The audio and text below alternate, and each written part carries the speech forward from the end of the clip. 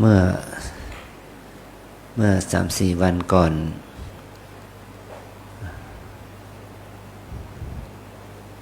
นี่ได้รับหนังสือจากสำนักงานพระพุทธศาสนาจังหวัดเชียงใหม่ได้ผู้ในการสำนักพุทธก็ปรารภว่าท่านผู้ว่าราชการจังหวัดเชียงใหม่ท่านได้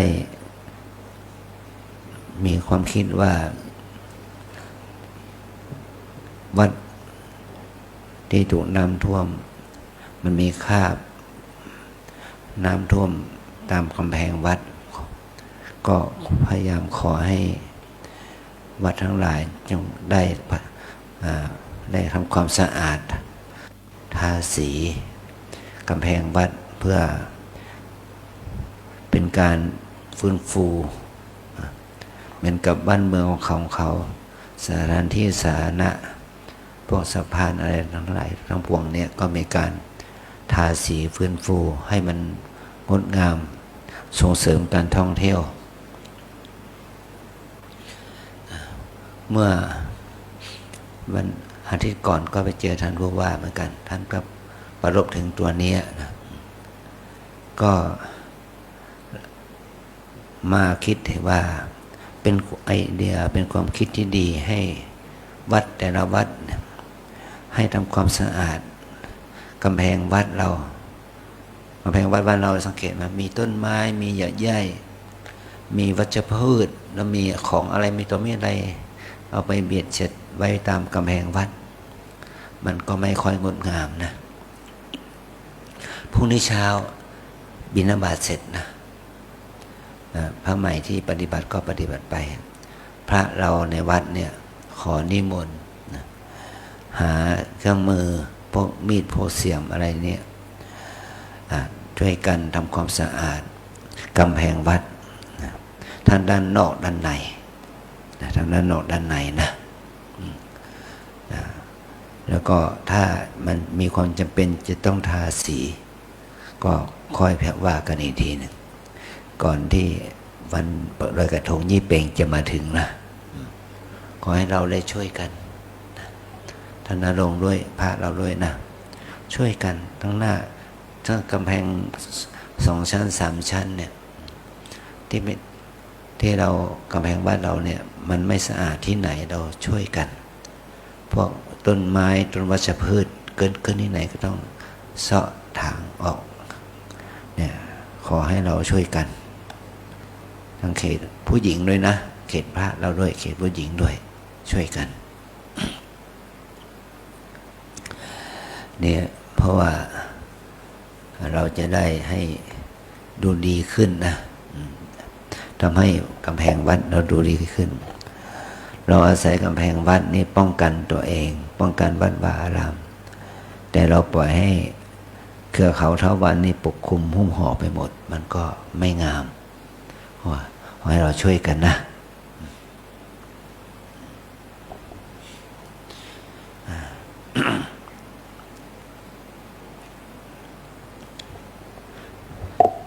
แล้วก็เป็นตัวอย่างกับวัดอื่นด้วยถ้าเราพูดว่าวัดเราไม่ทำเนี่ยเขาบอกวัดหลวงพ่อเจ้าอำเภอละมีแต่หญ้าใหญ่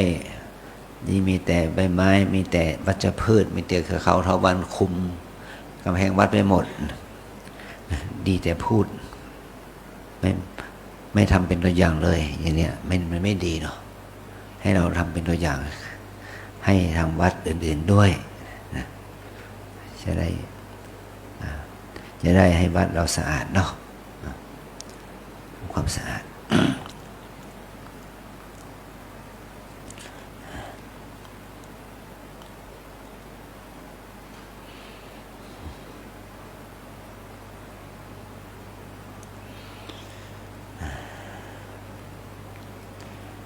เมื่อโยคีทั้งหลายพระเราก็ตามแล้วก็อยู่อุบาสกอุบาสิกาก็ตามเมื่อเราได้มาปฏิบัติธรรมที่นี่เราได้มาเพื่อขัดเกลาตัวเอง ไม่ใช่มาเพิ่มอารมณ์ร้อนใจร้อนพูดทำคิดในทางที่ก่อให้เกิดความร้อนให้แก่ตัวเองอันนี้มันไม่ใช่เป็นการมาปฏิบัติถ้าเรามาปฏิบัติก็พึงเป็นคนใจเย็นถ้ามันได้ใจร้อนก็ต้องฝึกจิตของเราให้ใจมันเยือกเย็นขึ้นมาฝึกให้เรามีสติสมาธิปัญญาให้มันเกิดขึ้นมา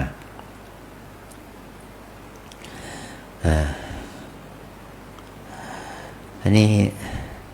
เราเป็นคนรุ่นหลังในยุคสมัยพุทธกาลสาวกของพระสัมมาสัมพุทธเจ้าเป็นบุคคลเป็นเวไนยบุคคลรุ่นแรกคำว่าเวนยสัตว์แปลว่าสัตว์ผู้ควรแก่การบรรลุธรรมฝึกได้ง่ายนะแต่เพราะเรานี่มันก็ห่างไกลจากเวนยสัตว์มีอินทรีย์บารมีอ่อนเราจะมาฝึกเพียงแค่ระยะเวลาอันสั้นก็จะให้มันบรรลุธรรมได้อย่างง่ายดายนั้นย่อมเป็นไปได้ยาก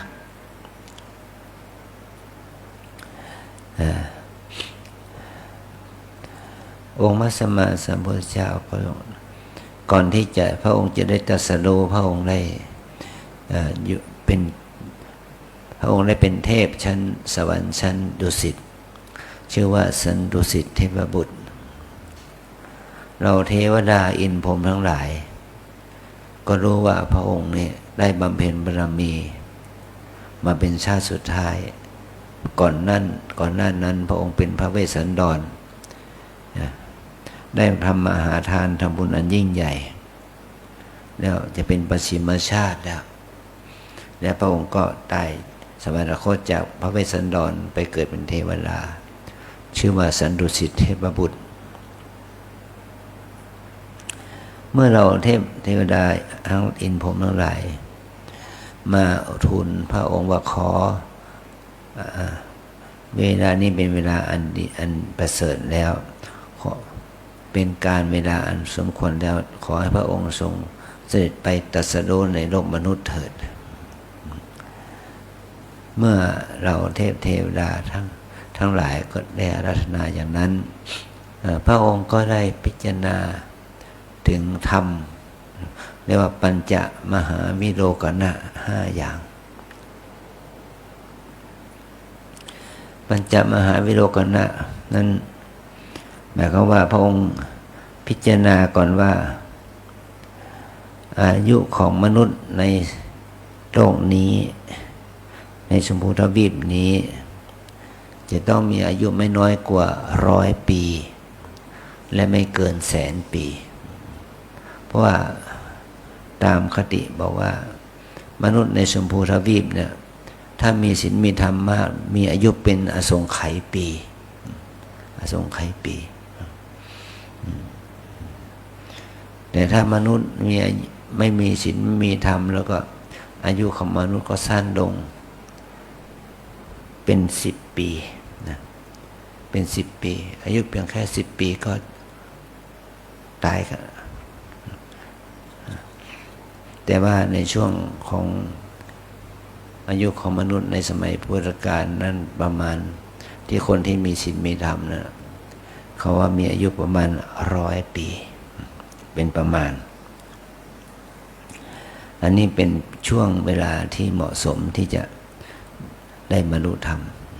เพราะคนที่อายุมากเป็น100,000 ปีจะสอนให้เข้าใจเรื่องอนิจจังทุกขังอนัตตายากสอนให้เรื่องเข้าใจเรื่องความเกิดแก่เจ็บตายก็สอนเข้าใจยากแต่ถ้ามนุษย์อายุน้อยกว่านี้มนุษย์เราก็จะมีจิตใจเร่าร้อนมีกิเลสมากมีที่ตัณหามากก็สอนให้เข้าใจเรื่องศีลเรื่องธรรมก็เข้าใจยากไม่สนเรื่องศีลเรื่องธรรมนะเอาความสนุกสนานเอาความเพลิดเพลินเอากิเลสตัณหาราคะ มาเป็นเบื้องหน้าเนี่ยมาเป็นวิถีชีวิตเนี่ยเดี๋ยวว่าพูดถึงเรื่องบุญบาปศีลธรรมมันไม่ค่อยเข้าใจอันที่สองพระองค์ก็มาพิจารณาทีปะว่าทวีปที่จะมาอุบัติในที่จะได้มาเป็นพระพุทธเจ้านะก็พระองค์ทรงได้ปรารภถึงว่าทวีปอื่นๆที่มนุษย์อยู่อาศัยมี4 ทวีปด้วยกัน4 โลกนะเรียกว่าทวีปที่1ที่ว่าอุตรกุรุทวีปอุตรกุรุทวีปนะทวีปที่อยู่ในทางทิศเหนือของจักรวาลเนี่ยเป็นโลกที่มีความเป็นอยู่ที่สุขสมบูรณ์มีศีล5สมบูรณ์ไม่ทะเลาะเบาะแว้งกันไม่ลบขาฆ่าฟันกันมีศีล5สมบูรณ์มีอายุถึง1,000 ปีนะก็เป็นโลกที่มีความอยู่เย็นเป็นสุขอันที่สองปุพพวิเทหทวีปที่ย้อนดังทิศตะวันออกนั้นมีปุพพวิเทหะนะก็มีอายุถึง700 ปี700 ปีมีศีล5สมบูรณ์แต่ก็มีความแก่ความเจ็บความตายเหมือนกันแล้วก็อปาราโคยานทวีปเหนืออปาราโควายานทวีปอยู่ทางทิศเหนือตะวันออกด้านใต้มีอายุ500 ปีมีอายุ500 ปีมีอายุไขเป็น500 ปีแล้วก็มีศีล5สมบูรณ์มีความแก่ความเจ็บความตายนะแต่ว่าที่อยู่ทางทิศตะวันตกว่านี่เป็นทิศที่เรียกว่าเนี่ยชมพูทวีปเป็นทวีปที่มีอายุไม่แน่นอนแล้วก็ศีล5ไม่สมบูรณ์ถ้าศีล5สมบูรณ์อายุยืนก็ยืนถึงอสงไขยปีถ้าศีล5ไม่สมบูรณ์อายุสั้นเนี่ยก็ศีล5ไม่สมบูรณ์ก็อายุแก่สั้นจนถึงขนาดที่10 ปีอย่างที่กล่าวมาแล้วนะเป็นมนุษย์ที่มีลักษณะพิเศษถ้ามีจิตใจเข้มแข็งทางบุญก็ทำบุญได้มากถ้าจิตใจไม่เข้มแข็งทางบาปก็ทำบาปอย่างได้ทำบาปอย่างอำมหิตนะเหมือนกับผู้นำทางโลกที่ว่าก่อสงครามทำให้มนุษย์ตายเป็นหลาย10 ล้านหลายเป็น100 ล้านคนนั่นนี่นะเนี่ยอันนี้ก็พระองค์มาตรัสรู้ในชมพูทวีปนี่ก็เพื่อว่าจะให้เขาละมิจฉาทิฏฐิความเห็นผิดเกี่ยวกับเรื่องบุญบาปดีชั่วนี่แหละแก้ความเห็นผิดกับมวลมนุษย์ทั้งหลายเนี่ยพระองค์ก็ประกาศแล้วก็พระองค์ก็พิจารณาว่าเมื่อเกิดในชมพูทวีปแล้วจะเกิดในส่วนไหนของชมพูทวีปนี้พระองค์ก็พิจารณาถึงมัชชิมประเทศมัชชิมประเทศก็มุ่งหมายถึงว่าพื้นที่อนุทวีปคืออินเดียโบราณเนี่ยเป็นเมืองที่มีความเจริญทางด้านความคิดศิลปะวัฒนธรรมเพราะเมื่อประมาณ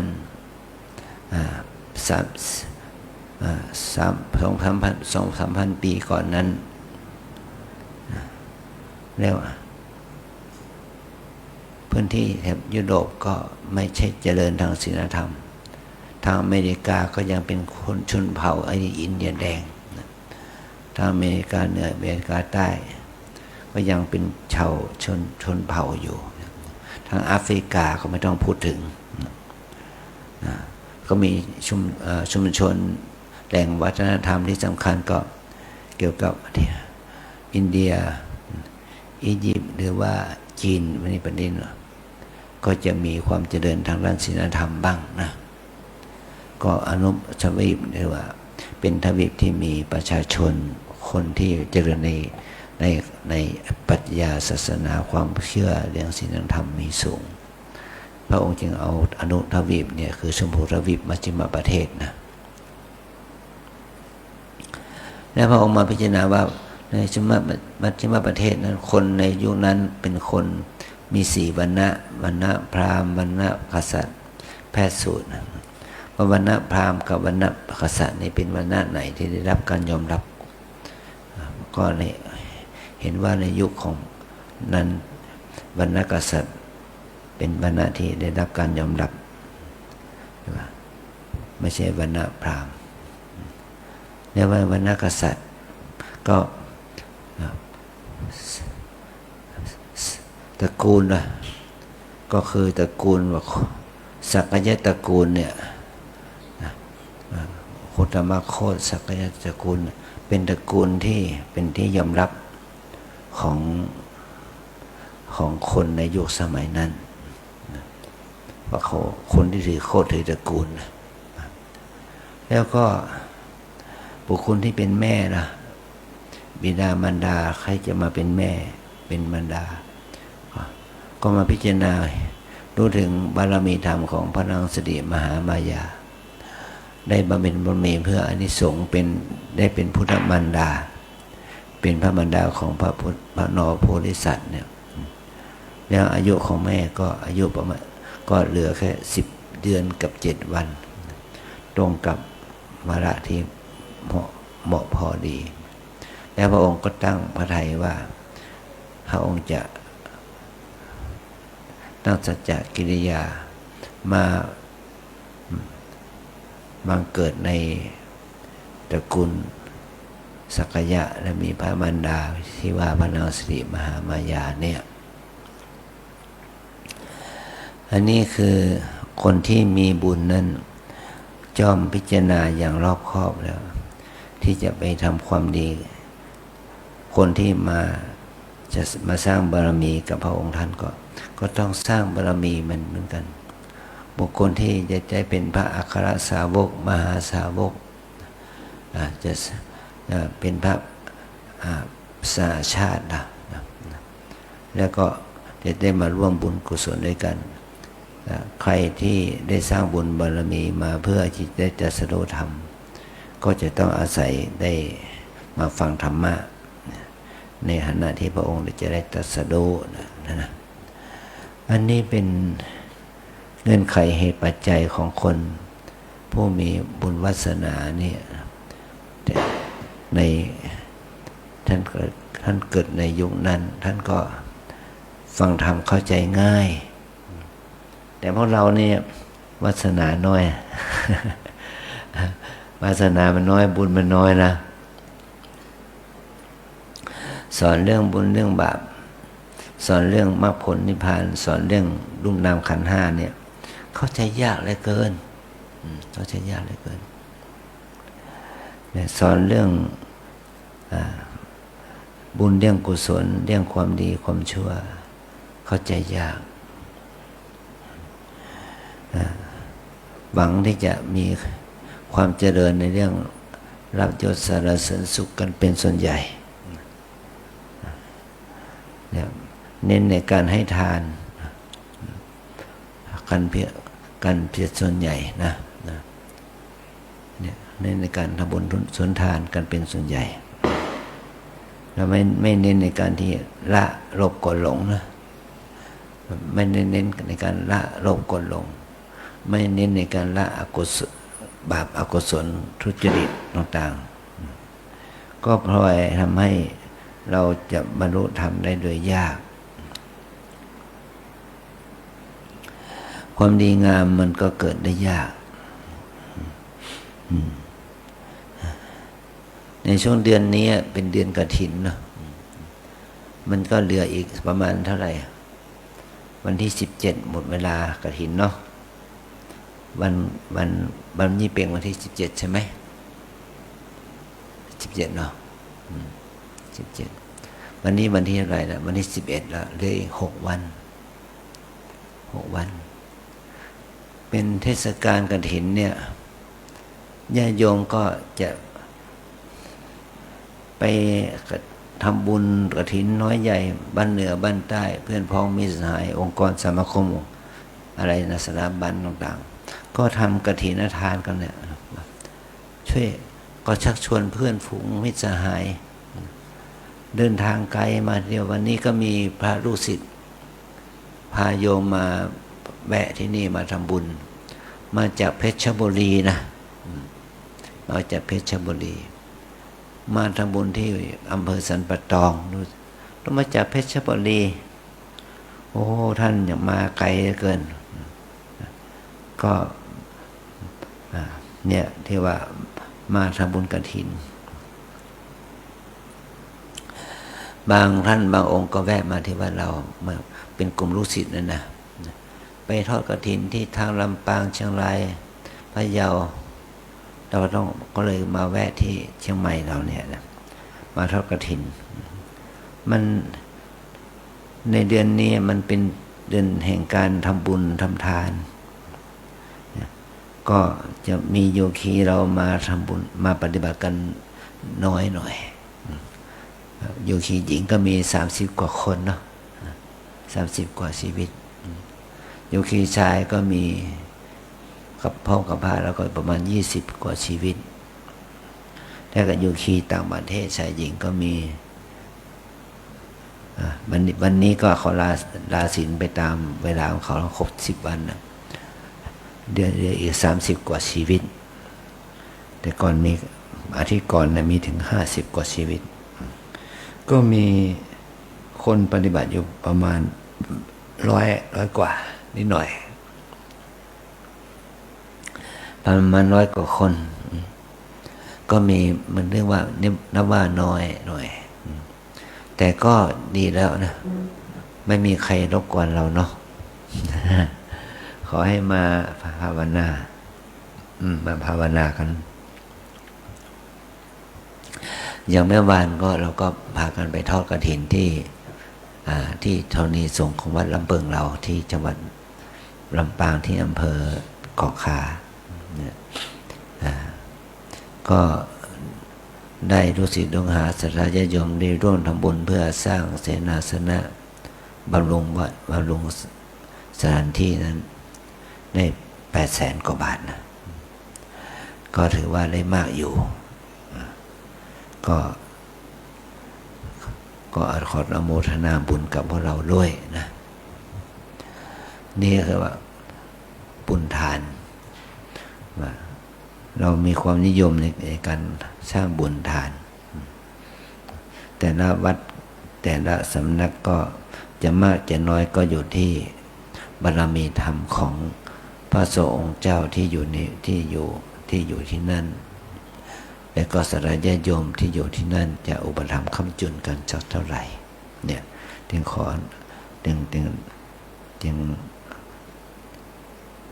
ขอให้เพราะเราได้รู้ว่ามันเป็นกำลังบุญนะงานกฐินเนี่ยเป็นงานเป็นวัดแต่ละวัดเนี่ยมันมีเงินปีก็ได้แก่เงินกฐินนี่แหละนะบางวัดทั้งปีเนี่ยจะมีโยมมาทำบุญเป็นพิเศษก็ได้กฐินนี่แหละเขาเรียกว่าเป็นเงินปีของวัดเลยถามเจ้าคณะอำเภอหนึ่งที่เชียงใหม่ว่าอาจารย์ปัจจัยที่มาเลี้ยงวัดเป็นค่าน้ำค่าไฟค่าอาหารค่าปัจจัยที่จะเอาไปทำบุญวัดเหนือวัดใต้ตลอดปีอาจารย์เอามาจากไหนท่านก็บอกว่าก็เงินจากกฐินนั่นแหละถ้าได้กฐินมากเราก็หายใจคล่องตัวหน่อยหายใจคล่องหน่อยถ้าก็ได้กฐินน้อยก็หายใจลำบากหน่อยนะค่าน้ำค่าไฟค่าอาหารค่าทุกสิ่งอย่างมันจะต้องมาจัดสรรเป็นรายเดือนนะแบบว่าสมมติว่าได้เงิน500,000ต่อ500,000ต่อปีแล้วเราต้องเอามาจัดสรรเป็นรายเดือนละ12 เดือนเนี่ยมันก็มีงบสำหรับใช้จ่ายประมาณสัก40,000 กว่าบาทเป็นค่าน้ำค่าไฟเสียเดือนละเท่าไหร่เดือนละ1,000-2,000 แล้วเป็นค่าอาหารการกินที่จำเป็นล่ะแล้วเป็นค่าปัจจัยที่เราเอาไปทำบุญวัดเหนือวัดใต้งานไปดวงล่ะก็เฉลี่ยแล้วเนี่ยต่อเดือนก็ประมาณสัก3-4 หมื่นบาทก็พอไหวโอ้เราเลยรู้ว่าพระแต่ละวัดก็มีเงินปีมีปัจจัยให้โยมได้ทำบุญมาเป็นปีแล้วก็มาเฉลี่ยเป็นเดือนเนี่ยอย่างนี้ก็ลำบากหน่อยนะอยู่ด้วยกันหมู่มากเป็นลำบากเพราะว่าบุญเล็กน้อยก็มีบ้างก็เป็นปากปลายมันไม่แน่นอนกิจนิมนต์ของเจ้าอาวาสก็เอามาสะสมสนับสนุนให้เป็นค่าอาหารค่าน้ำค่าไฟค่าจิปาถะค่าซ่อมบำรุงนิดน้อยโดยอาศัยกิจนิมนต์ของเจ้าอาวาสด้วย ถ้าเจ้าอาวาสท่านมีจิตเสียสละก็วัดนั้นก็เจริญขึ้นได้อันนี้เราทั้งหลายถ้าวัดเราจะต้องเลี้ยงดูกันอย่างนี้ทั้งเดือนนะเป็นรายวันเลยเนาะวันหนึ่งก็มีหลายมีเลี้ยงกันเป็นร้อยนะเป็นร้อยคนเนี่ยวันนี้ดีหน่อยวันนี้มีเจ้าภาพถวายพระทหารเพลถึง3 เจ้าภาพลูกศิษย์อยู่กรุงเทพก็โทรศัพท์มาหาอาจารย์เมื่อคืนนี้นะว่าเป็นวันเกิดของลูกสาวคนเล็กขอโอนปัจจัยมาทำบุญค่าอาหารอาหารเช้าอาหารเพลในน้ำปานะก็12,500 กว่าบาทนะก็ตัวเด็กมันไม่มาหรอกแต่ว่าแม่โอนมาทำบุญเนี่ยก็เราก็ได้ปัจจัยสำหรับบำรุงวัดอย่างนี้แหละเนาะเป็นค่าน้ำค่าไฟค่าอาหารเป็นรายเดือนไปเพื่ออะไรเพื่อให้พวกเราเนี่ยได้อาหารอิ่มท้องได้น้ำได้ไฟใช้จ่ายมีแสงสว่างเกิดขึ้นเนี่ยก็เพื่อให้เราได้ประพฤติปฏิบัติการสะดวกขึ้นนะเอาใจใส่แล้วโยคีที่ฟักอยู่ในเขตปฏิบัติธรรมผู้หญิงนะก็ขออภัยนะที่ว่าช่างเขาจะต้องเทปูนทาสีมีกลิ่นสีแรงมีกลิ่นทินเนอร์แรงแล้วก็ช่างเขาก็เทปูนส่งเสียงดังก็เราก็พยายามที่จะให้มันเสร็จภายในสิ้นปีนี้ขอให้โยคีได้อดทนหน่อยนะสิ้นปีแล้วเราจะบูรณะซ่อมแซมให้ครบ83 ห้องโยคีเราก็จะได้มีที่พักที่อาศัยที่สะดวกขึ้นนะมีห้องน้ำห้องท่ามีที่หลับให้นอนที่ดีแล้วก็กุฏิเขตปฏิบัติธรรมเขตผู้หญิงก็มีต้นไม้ให้ร่มเงาเนี่ยให้ร่มเงาแม้นว่ามันจะมีใบร่วงบ้างมีผลตกบ้างมันก็เป็นธรรมดาของต้นไม้เนาะเราก็ต้องอาศัยความร่มเย็นของต้นไม้นั่นแหละทำให้เป็นสถานที่เหมาะแก่การประพฤติปฏิบัติธรรมเรียกว่าลูกขโมละเรียกลูกขโมลใต้ต้นไม้นะการปฏิบัติธรรมแต่สมัยพุทธกาลก็เป็นถึงจะเป็นวัดก็เป็นวัดป่านั่นแหละอยู่ตามป่าตามเขาตามเงื่อมหินต้นไม้แต่พวกเราเนี่ยอยู่ตามต้นไม้อยู่ใต้ต้นไม้เนี่ยก็ถือว่าอนุโลมไปได้เป็นอารามแปลว่ารื่นรมเป็นอารามแปลว่ารื่นรมได้ก็อย่าคิดว่าเป็นภาระในการช่วยกันกดเก็บใบไม้นะอันนี้การที่เราเห็นใบไม้ร่วงโอ้ใบไม้ก็ร่วงใบไม้แก่ก็เหลืองก็ มันก็แห้งมันก็ร่วงมา มันไม่ต่างจากชีวิตเราเนาะเราก็แก่อายุมากขึ้นมันก็เหลืองแก่ง่อมมันก็ร่วงแก่เจ็บตายนั่นแหละนะมันก็จะเกิดขึ้นกับเรากวาดใบไม้ก็ได้คติธรรมไปด้วยว่าความแก่ความเจ็บความตายนั้นย่อมมีแก่พวกเราทุกคนนะเรามีแก่เราทุกคนเราไม่ต้องไปหวังว่าเราจะมีอายุเป็น100 ปีหรอกเมื่อกี้นี่ดูสิเป็นพยาบาลแล้วก็เจ้าที่เภสัชกรที่โรงพยาบาลนครพิงค์ก็เอาวัคซีนแก้ไข้หวัดใหญ่มาฉีดให้ฉีดเข็มละปีละเข็มนะปีเข็มหนึ่ง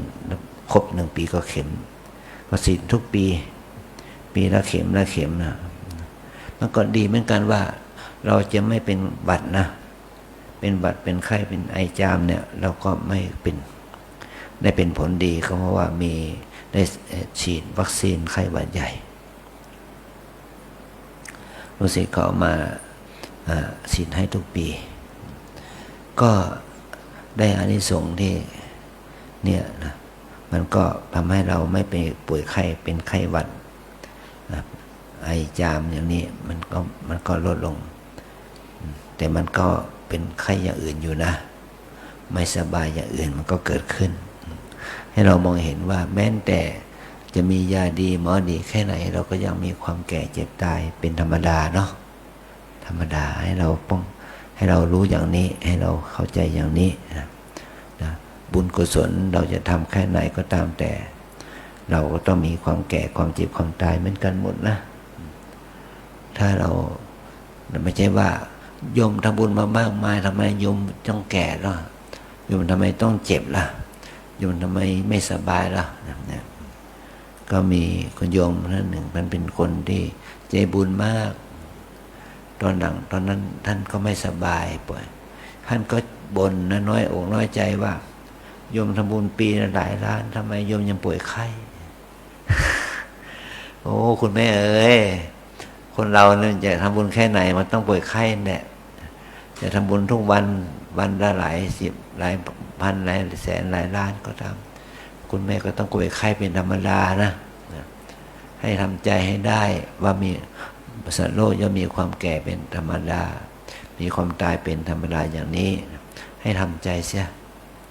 ทำใจตอนนี้แม่คุณโยมก็ยังมีชีวิตอยู่แต่ก็เดินทางไกลไม่ได้แล้วนั่งรถเข็นมาไม่ได้แล้วแต่ว่าคงทำใจได้นะทำใจได้ก็ถ้าไปเยี่ยมโยมก็ให้กำลังใจกับโยมนะแต่เราไปไม่ได้ซะแล้วไปไกลไม่ได้ก็ให้กำลังใจอยู่นะขอให้พวกเราทั้งหลายได้